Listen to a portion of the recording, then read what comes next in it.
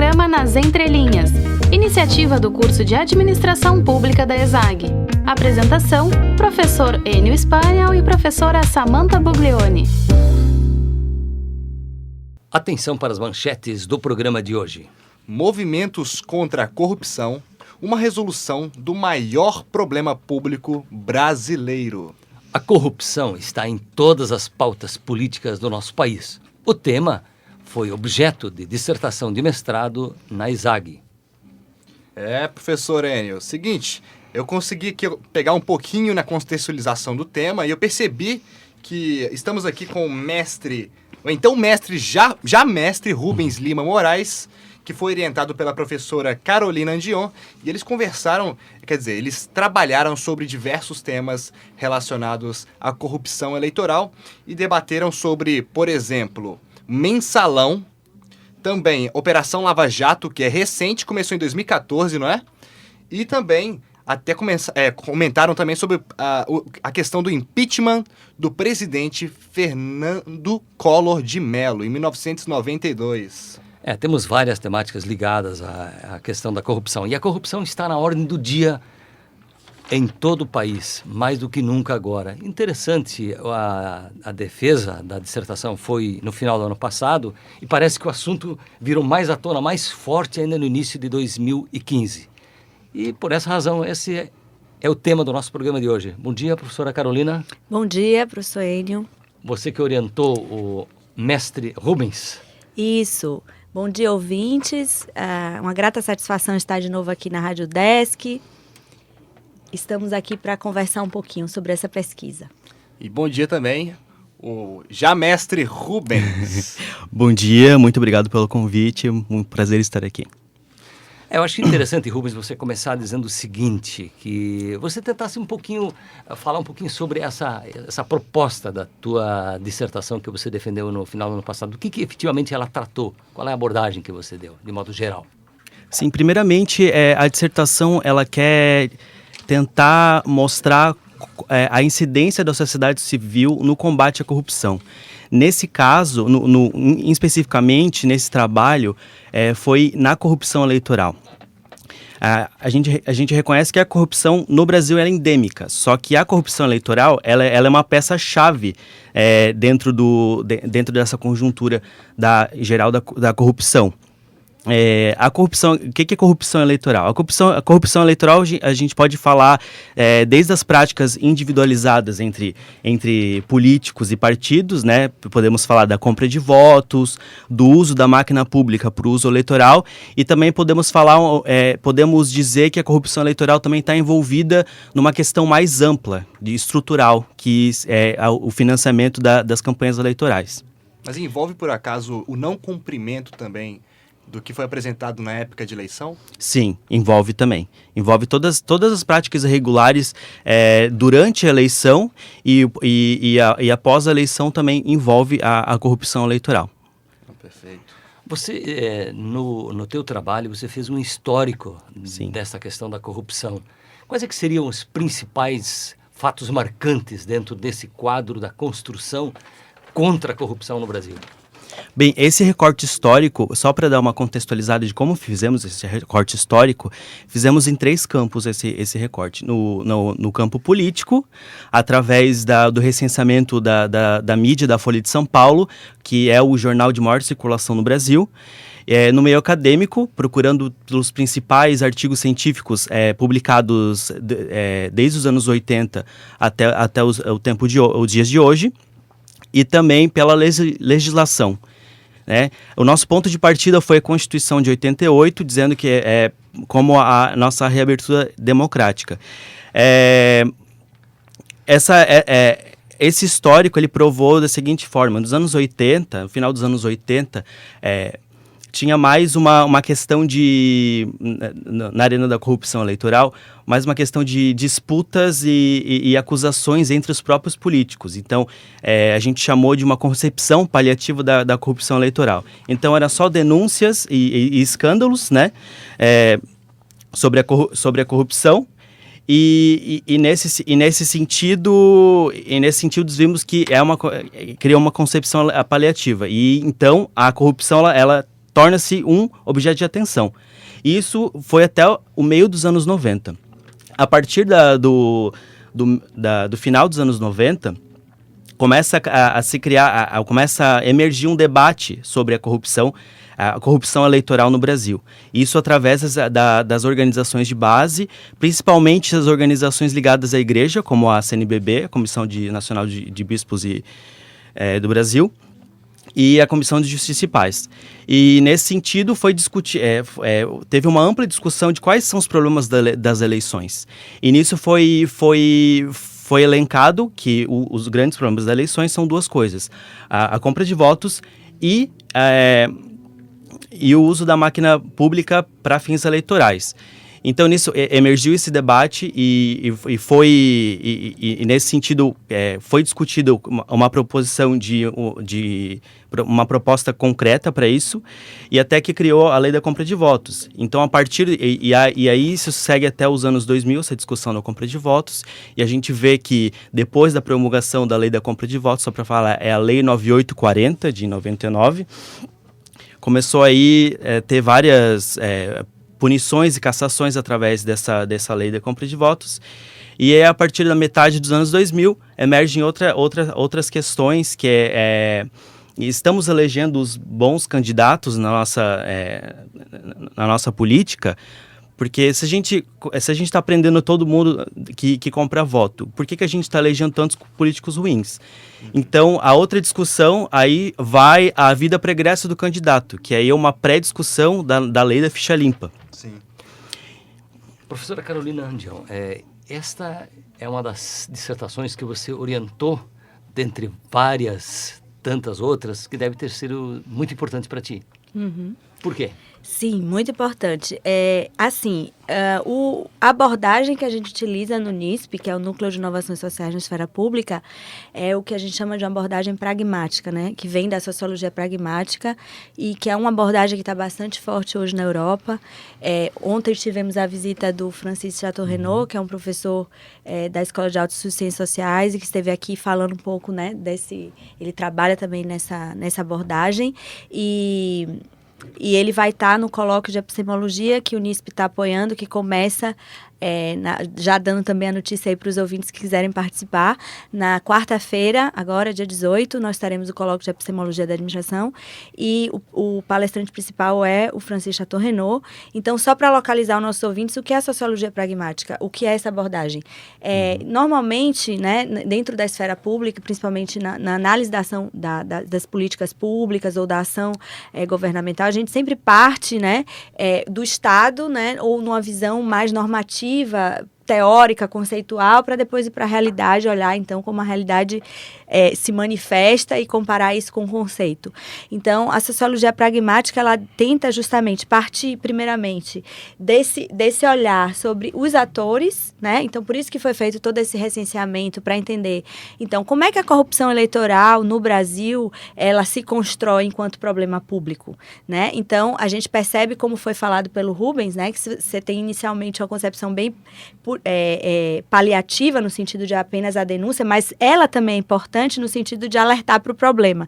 Então, há um primeiro momento, o que o sociólogo chamava de balística sociológica. É como se fosse uma pedra que você joga no rio e que ela vai pulando, né? E tem momentos que ela levanta e tem momentos que ela pode, inclusive, afundar e você nunca mais falar disso, né? Foi o que, no caso da corrupção, não tem esse processo, né? Então, há um momento que se percebe o problema, um segundo momento que, então, parte para uma concepção mais punitiva, no sentido de criar leis, sanções, né, para práticas ilícitas, mas também se percebe que não só essa concepção punitiva, ela também tem seus limites, então é necessário pensar o sistema como um todo, e aí a discussão de financiamento de campanha, de reforma política, que hoje é a agenda do dia, né? Então, essa abordagem, ela justamente tenta fazer isso e olhar como a sociedade, e no nosso caso específico, a sociedade civil, ela constrói uma inteligência também, né, sobre um determinado problema, e que ela é capaz também de buscar soluções, né, e construir soluções em conjunto. Então, entender esse processo é o nosso foco lá no núcleo, e por isso a dissertação do Rubens foi tão importante, porque ela foi, assim, percussora, né, desse trabalho. Precursora? Olha com só. certeza. Para o nosso núcleo, sim. É claro que no Brasil, na Europa, no mundo, já existem avanços muito grandes. Ontem um professor veio apresentar para nós o trabalho dele, e nós, francês, ele, para vocês terem uma ideia, ele desenvolveu 4 softwares. Um software que faz todo o mapeamento de notícias sobre um determinado tema. Por exemplo, ele trabalha com a questão nuclear, né? Então, o software ele faz todo o recenseamento automático. Ele pega todas as fontes e ele faz. Um segundo software faz uma análise semântica disso. Não é só uma análise temática dos termos e tal. Como a gente fez uma análise mais temática, mas eles já conseguem fazer uma análise de significado, tentando olhar assim, quais são as nuances, né, nesse debate.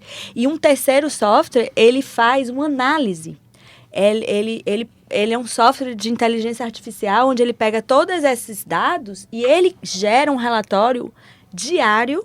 Toda noite ele trabalha e, ao final, ele constrói análises sobre as questões principais discutidas. Então, para vocês terem uma ideia, ele trabalha com análise de risco.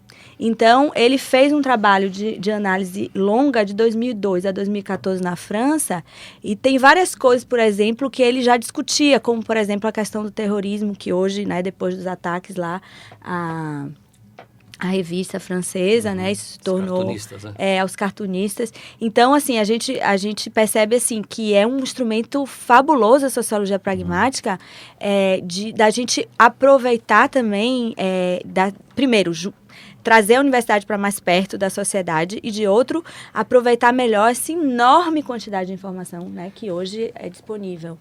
Sensacional, engraçado. Então ele consegue se antecipar frente ao que pode acontecer numa sociedade, né? As tecnologias a serviço, coisa fantástica. E ao mestre Rubens, a gente tem uma notícia aqui de última hora que a gente recebeu, né? Eu queria até que você comentasse sobre essa notícia, mas também comentasse sobre 2 coisas, que é a iniciativa da sociedade civil para combater essa corrupção, mas também quais são as propostas concretas para combater a corrupção. Mas antes, fala sobre a notícia incrível. Eu queria falar essa notícia por mim mesmo. Vamos fazer o seguinte, eu vou propor que a professora Carol... Eu acho melhor. Professora. Sim, na verdade, assim, até para reforçar um pouco isso, né? Porque às vezes a gente pensa, abordagens novas, né, são, em geral, não são tão valorizadas, são mais difíceis de serem aceitas no campo da ciência. Então, Rubens, justamente pelo trabalho que ele fez, agora ele vai dar continuidade aos estudos. Ele está indo para a Concordia University, que é no Canadá. Ele fez uma candidatura e passou em primeiro lugar no processo de seleção. E teve, por isso, uma bolsa concedida pelo governo canadense de 4 anos para fazer o doutorado dele e dar continuidade aos estudos, né? O que é uma valorização também da UDESC e do trabalho de pesquisa que a gente está fazendo, que é um trabalho de qualidade. Parabéns ao Obrigado. Rubens, Carolina, é espetacular essa informação, Obrigada. essa notícia. E a temática é exatamente essa que você vai levantar lá, Sim. fazendo o doutorado? Eu quero dar uma continuidade na temática, e como lá está emergindo também um escândalo de corrupção muito, muito grande. Eu acho que é o primeiro da história, da província do Quebec, em Montreal, que é um escândalo de empresas, construtores, mais ou menos parecido com o escândalo daqui. Ou seja, não é coisa só nossa, então. Não é coisa só, mas é uma coisa muito inédita deles. Então, me deu uma certa curiosidade lá, porque eu estive lá ano passado para apresentar uma preliminar da minha dissertação, eu não tinha defendido ainda, e me despertou uma curiosidade sobre isso, que é uma coisa muito nova, e aqui no Brasil a gente já conhece a corrupção, a gente já tem contato com a corrupção, os escândalos de corrupção há muito tempo. Então eu pretendo, né, no doutorado que eu vou ingressar, para fazer um estudo comparativo entre Brasil e Canadá. Ok, a temática é interessante. Eu não sei se você gostaria rapidamente de comentar sobre a questão das propostas concretas. Exatamente. Então, atualmente existe uma proposta de reforma política no Brasil, né, e de diversas instâncias. Uma delas é proposta pelo Movimento de Combate à Corrupção, juntamente com 100 organizações, que é a reforma no sistema político. E eles querem expressar através de uma iniciativa popular, que é um dispositivo previsto na Constituição, de proibir o financiamento privado de campanhas, que a gente vê que é um mal, né, no Brasil. Essa Operação Lava Jato, ela corrobora com esse fato, né? Outro é fortalecer esses mecanismos de participação popular, que é o plebiscito, o referendo e a iniciativa popular. E também a paridade de gênero na política, né? Que é uma coisa uma coisa desprezada, mas que é muito importante, né? Que os movimentos, eles estão, principalmente o movimento feminista, está reivindicando que haja uma paridade no parlamento, né? 50-50 para a composição das cadeiras no Congresso. Toda essa reforma passa por, digamos, instrumentalização da sociedade. Por exemplo, Exatamente. você acabar com a participação privada de empresas privadas no patrocínio é uma grande medida, mas se não houver canais de controle social, isso não vai resolver o problema. Não. Só um detalhe, professora Carolina, aonde que vai acontecer a palestra que você comentou? E o horário? Então, Henrique, desculpa, eu não dei essa informação. O colóquio de epistemologia, ele vai acontecer no Hotel Porto do Sol, que é nos ingleses. Aham. E aqueles que tiverem interesse podem entrar no próprio site. Basta colocar Colóquio de Epistemologia da Administração e lá vão ter todas as informações. Vai ter um avanço saindo aqui da ESAG, na UDESC, às 8h05, quarta-feira, para aqueles que quiserem participar. Show de bola. Ok, Carol, eu queria te fazer uma última pergunta, assim, bem rápida. O Brasil tem jeito? Eu acredito que o Brasil tem jeito. Eu acho que exemplos como o que o Rubens pesquisou, do Movimento de Combate à Corrupção Eleitoral, a gente não teve tempo aqui de explorar mais isso, mas a dissertação eu convido todos a lerem, né? E também as publicações, mas é muito bonito de ver a história desse movimento, porque ela é bem genuína, né? E ela reflete muito esse poder que a sociedade civil tem. Então, foi um movimento de organização a partir das paróquias, a partir da igreja, e que também se disseminou por vários outros campos da sociedade, incluindo juízes, promotores, a própria OAB, enfim, depois o cyberativismo através de...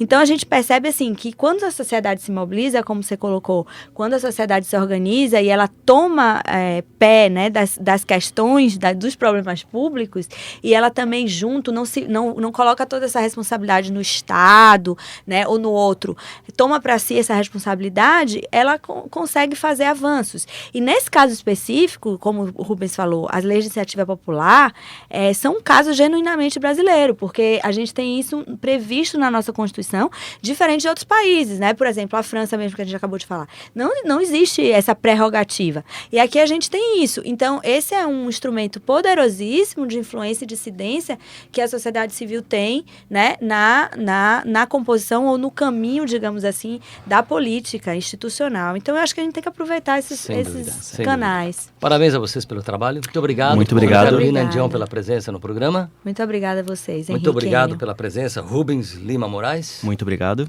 E o nosso programa, Henrique, volta semana que vem. É isso aí, estaremos juntos novamente. Bom dia a todos. Bom dia.